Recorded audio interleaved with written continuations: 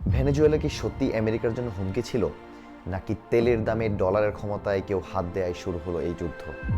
আর মধ্যপ্রাচ্য, কেন সেখানে এত যুদ্ধ, এত বারুদের গন্ধ, এত রক্ত?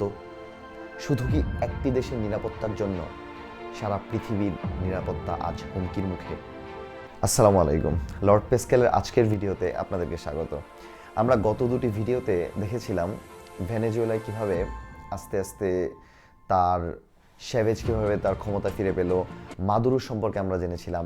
আজকে জানবো একটি দেশের অর্থনীতি ধ্বংস হয়ে যাওয়ার ফলে একটি দেশ বাস্তবিক অর্থে কিভাবে প্রায় অচল হয়ে পড়ে। ভেনেজুয়েলা একটি দেশ যার নিচে লুকিয়ে আছে বিশাল তেলের ভাণ্ডার। অনুমান করতে পারবেন পরিমাণ কত? ৩০৩ বিলিয়ন ব্যারেল। হ্যাঁ, ৩০৩ বিলিয়ন ব্যারেল। কিন্তু তেলের ধরন ছিল হেভি ক্রুড ধরনের, অর্থাৎ যা রিফাইন করা খুব এক্সপেন্সিভ, এবং রিফাইনারির সিস্টেম ছিল ইউএস ডিপেন্ডেন্ট। অর্থাৎ ভেনেজুয়েলা তেল সমৃদ্ধ, তেল তারা বিক্রি করতে পারবে, কিন্তু তারা তেল রিফাইন করতে পারবে না। রিফাইন করা খুবই এক্সপেন্সিভ তাদের দেশে। তেলের নিয়ন্ত্রণ রাষ্ট্রের হাতে। তেলটা ন্যাশনালাইজেশন হয় 1976 সালে ভেনেজুয়েলায়। মাদুরো শেভেজের সময় ফরেন ওনারশিপ যে কোম্পানিগুলো ছিল, অয়েল কোম্পানিগুলো, সেগুলো লিমিটেড হয়ে যায়। ইউএস জায়ান্ট কোম্পানিগুলো লাইক শেভরন, এক্সন, এই কোম্পানিগুলো আস্তে আস্তে সাইডলাইন হয়ে পড়ে, গুটিয়ে যায়। তো তারা কি করে? তেল রাষ্ট্রীয় নিয়ন্ত্রণে রাখে, এই অর্থ ব্যয় করে সোশ্যাল স্পেন্ডিংয়ে। ঠিক আছে, তার মানে তেল দিয়ে তারা অর্থ উপার্জন করতেছে দেশের জন্য, আর দেশের সামাজিক কাজেই তারা ব্যবহার করতে পারতেছে। আসলে কি তারা তেল প্রপারলি ইউটিলাইজ করতে পারতেছে? এটাই আমরা জানবো। একটা ডেটা অ্যানালাইসিস করলে আমরা খুব সুন্দরভাবে বুঝতে পারবো। 1998 সালে ভেনেজুয়েলা প্রতিদিন উত্তোলন করত 3.8 মিলিয়ন ব্যারেল। নিকোলাস মাদুরোর সময় 2013 সালের দিকে যদি আমরা তাকাই, তখন দেখা যায় এটা কমে 2.8 মিলিয়ন ব্যারেল পার ডেতে যায় থেকে, এবং 2019 সালে যা একদম কমে 0.8, অর্থাৎ যা 1998 সালে ছিল 3.8 বিলিয়ন, 8 মিলিয়ন, সরি বিলিয়ন না, সেইটা 2019 সালে এসে ঠেকলো 0.8 মিলিয়ন ব্যারেলে। অর্থাৎ ডলারে লেনদেন বন্ধ, তেল বিক্রি অলমোস্ট অনেক দেশের সাথে বন্ধ হয়ে গেল, রাষ্ট্র ভেঙে পড়ল সাধারণ মানুষ। মাদুরো আমেরিকার স্যাংশন মোকাবেলায় তেলকে রাজনৈতিক অস্ত্র বানালেন। কিভাবে? যাকে আমরা বলতে পারি অয়েল ফর পলিটিক্স। তিনি 3টি দেশের সাথে চুক্তি করলেন, কিউবা, চায়না এবং রাশিয়া। কিউবার সাথে চুক্তি হলো তেলের বিনিময়ে ইন্টেলিজেন্স এবং সিকিউরিটি। যে সময় আমরা কিছুদিন আগে মাদুরো যখন আক্রান্ত হলেন, তখন দেখলাম কিউবার প্রায় 32 জন সেনাবাহিনীর কর্মকর্তা নিহত হলেন, যারা মাদুরোর সিকিউরিটির কাজে নিয়োজিত ছিলেন। সেটাও এই তেল বিনিময়ের সাথেই সম্পৃক্ত, এই চুক্তির সাথেই আসলে সম্পৃক্ত। দেন আসলো চায়না কি করলো? তেলের বিনিময়ে বিশাল আকারের লোন দিল, 60 বিলিয়ন ডলারের লোন দিল ভেনেজুয়েলাকে। রাশিয়া, তারা মিলিটারি ব্যাকআপ দেওয়ার জন্য আগ্রহী হলো তেলের বিনিময়ে, যে তোমরা আমাকে তেল দাও, আমরা আকাশ প্রতিরক্ষা ব্যবস্থা, তোমাদের স্থলভাগে মিলিটারি সাপোর্ট দেওয়ার চুক্তিবদ্ধ হব যদি তোমরা আমাদেরকে তেল দাও। তাহলে সরাসরি কি হলো? তেলের বিনিময়ে যুদ্ধ, কূটনৈতিক যুদ্ধ শুরু হয়ে গেল এখানে। তো এই 3টি দেশকে যদি আমরা বিশ্লেষণ করি, তাহলে সবাই আমরা মোটামুটি জানি, যারা ইন্টারন্যাশনাল পলিটিক্স বা অ্যাফেয়ার সম্পর্কে একটু আধটু জ্ঞান রাখেন, তারা সবাই আমরা জানি এই 3টি দেশই আমেরিকার ভয়ঙ্কর শত্রু কান্ট্রি।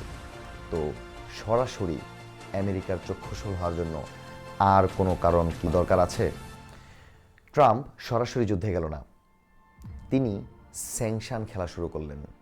স্যাংশন ফ্যাক্টসের কারণে 2017 সালে ভেনেজুয়েলা আগে যেসব ব্যাংক থেকে ঋণ নিতে পারত, সেই সব দেশ থেকেও ঋণ নেওয়া বন্ধ হয়ে গেল।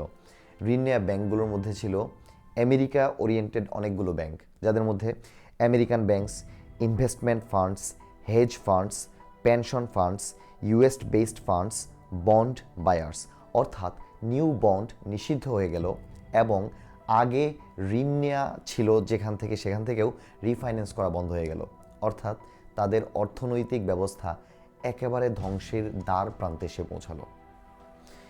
ইন্টারন্যাশনাল ফাইন্যান্স মার্কেট, তারা কি করলো? তারাও ইনডিরেক্টলি ইউএস গিভেন একটা স্যাংশনের প্রভাবে ভয় পেয়ে গেল। ভয় পেয়ে ইউরোপিয়ান ব্যাংকস, গ্লোবাল ইনভেস্টর্স তারা সবাই দূরে সরে যেতে থাকলো।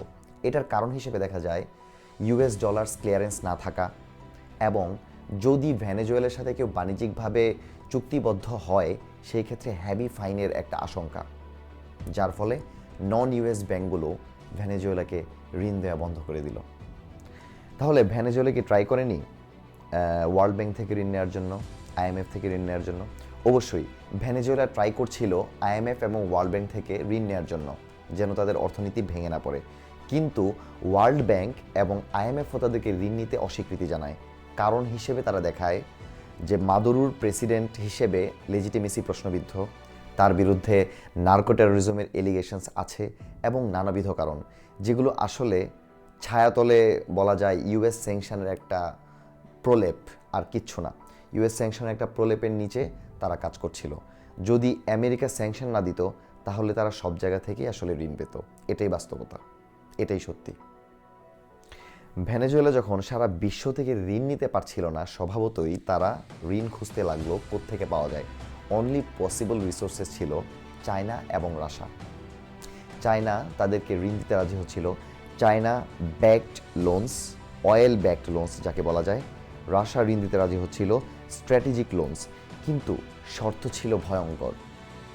শর্ত ছিল হাই ইন্টারেস্ট, শর্ত ছিল ফিউচারে ক্যাশ নয় অয়েল দিতে হবে, আর রাশিয়ার শর্ত ছিল সভেরেনিটি অ্যাসেট কোলেটারাল, যাকে আমরা যদি বাংলায় ভেঙে বলি, তোমার সার্বভৌম দেশ আছে সমস্যা নেই, কিন্তু আমরা ওই দেশ আমাদের পারপাসে, আমাদের কাজে চাইলে ব্যবহার করতে পারবো। ফলাফল ভবিষ্যৎ রাজস্ব আগেই বিক্রি হয়ে যাওয়া। ভেনেজুয়েলা একে তো ঋণ নিতে পারছিল না, তার উপর যাদের কাছ থেকে তারা ঋণ নিচ্ছিল তারা জুড়ে দিল ভয়ঙ্কর শর্ত। শুধুমাত্র বর্তমান মজুতকৃত তেল নয়, ভবিষ্যতের তেল দিয়েও যার মূল্য দিতে হবে তোমাকে। এর ফলে ভেঙে পড়ল ভেনেজুয়েলার অর্থনীতি। যদি অর্থনীতিকে একটি মানুষের মেরুদণ্ডের সাথে তুলনা করি, তাহলে সেই মেরুদণ্ড কোনো একটা অ্যাক্সিডেন্টে ভেঙে পাউডার হয়ে গিয়েছিল ভেনেজুয়েলার ক্ষেত্রে। এরকম আরও গ্লোবাল অ্যাফেয়ার্স নিয়ে অনেক ভিডিও দেখতে চাইলে আপনারা নিচে কমেন্ট করুন কোন বিষয় নিয়ে আপনারা ভিডিও দেখতে চান। আমাদের সাথেই থাকুন, সাপোর্ট করুন লর্ড পেস্কেল। ধন্যবাদ আজকের ভিডিও দেখার জন্য।